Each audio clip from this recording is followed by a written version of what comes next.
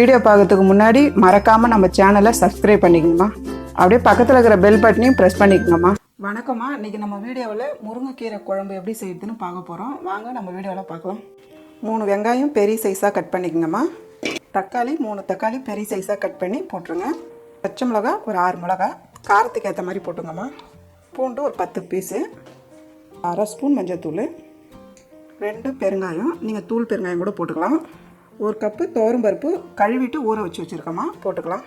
ஒரு 10 நிமிஷம் ஊற வைங்க, சீக்கிரம் பருப்பு வெந்துடும். இப்போ ஸ்டவ் ஆன் பண்ணிக்கோமா. தண்ணி தேவையான அளவு தண்ணி ஊற்றிடுங்க. பருப்பு வேகிற அளவுக்கு தண்ணி ஊற்றிடணும். இப்போ ஒரு 15 நிமிஷம், ஏன்னா நம்ம குக்கரில் வைக்கிறவங்களா இருந்தால் அப்படியே எல்லாத்தையும் போட்டு வைப்பாங்க, அது டேஸ்ட்டு கம்மியாக இருக்கும். ஒரு 15 நிமிஷம் மூடி வச்சா நம்ம நல்லா பருப்பு வெந்துட்டோடனே கீரை போடலாம். 15 நிமிஷம் ஆயிடுச்சிங்கம்மா. பருப்பு வெந்துருச்சான்னு பார்க்கலாம். பாருங்கள், கரெக்டாக வெந்துச்சு பாருங்கள் 15 நிமிஷத்தில். இப்போ இந்த டைமில் நம்ம முருங்கைக்கீரை போட போகிறோம். முருங்கைக்கீரை குச்சி குச்சாக அந்த மாதிரி இருக்குன்னு நினைக்காதீங்க. இந்த மாதிரி குச்சியில் சத்து இருக்குது. அதனால் நீங்கள் ஒரு இலையை மட்டும் போடாதீங்க. இந்த மாதிரி குச்சி இருந்தால் கூட லைட்டாக இலை குச்சியாக இருந்தால் நீங்கள் போடுங்க.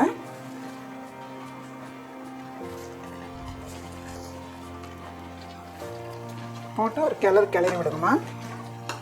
மூடி வைக்க வேண்டாம், கிளறி மட்டும் விடுங்க. இப்போ இதில் உப்பு போட்டுக்கலாம். தேவையான அளவு உப்பு போடுங்கம்மா, திட்டமாக. இப்போ கீரை போட்டு நமக்கு ஒரு 10 நிமிஷம் வேகட்டும். மூடி வைக்கக்கூடாது, ஓப்பனில் தான் வேகணும். பாருங்கம்மா, 10 நிமிஷம் ஆயிடுச்சு. கீரை நல்லா வெந்துடுச்சு பாருங்கள்.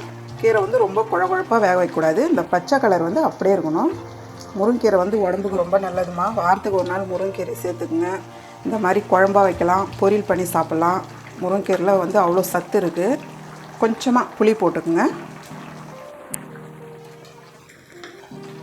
அவ்வளோதான், நம்ம ஸ்டவ் ஆஃப் பண்ணிடலாம். ஆற வச்சு நம்ம முருங்கீரை கடைய போகிறோம். பாருங்கம்மா, கீரை நல்லா ஆறிடுச்சு.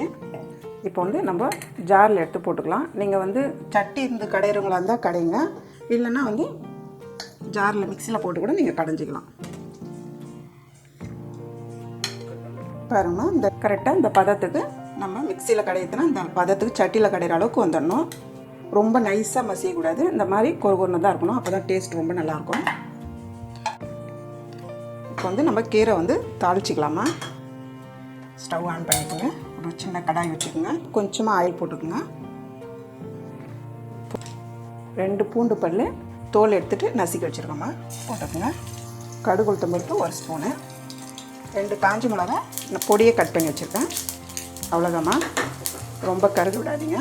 பாருங்கம்மா, நம்ம காஞ்ச மிளகா கடுகு தாளித்து வச்சுருக்கோம் இல்லைங்களா, இது இதில் ஆட் பண்ணிக்கலாம். கடைஞ்ச கீரையில் இந்த மாதிரி கடைஞ்சி வச்சிடணும். இப்போ இதில் ஆட் பண்ணிக்கலாம். பாருங்கம்மா, எவ்வளோ நல்லா இருக்குது. முருங்கீரை குழம்பு ரொம்ப நல்லாயிருக்கும். சாப்பாட்டுக்கு ரொம்ப நல்லாயிருக்கும். இட்லி கூட தொட்டுக்கலாமா. இது தோசை இட்லி கூட தொட்டுக்கலாம். ரொம்ப டேஸ்ட்டாக இருக்கும். அவ்வளோதாம்மா, முருங்கைக்கீரை குழம்பு ரெடி ஆயிடுச்சு. நீங்களும் வீட்டில் செஞ்சு பாருங்கள். இந்த வீடியோ உங்களுக்கு பிடிச்சிருந்தா லைக் பண்ணுங்கள், ஷேர் பண்ணுங்கள். உங்களுக்கு ஏதாவது டவுட் இருந்தால் கமெண்ட் பண்ணுங்கள். அம்மாவோட வீடியோஸை சுட சுட தெரிஞ்சுக்க மறக்காமல் நம்ம சேனலை சப்ஸ்கிரைப் பண்ணிக்கோமா.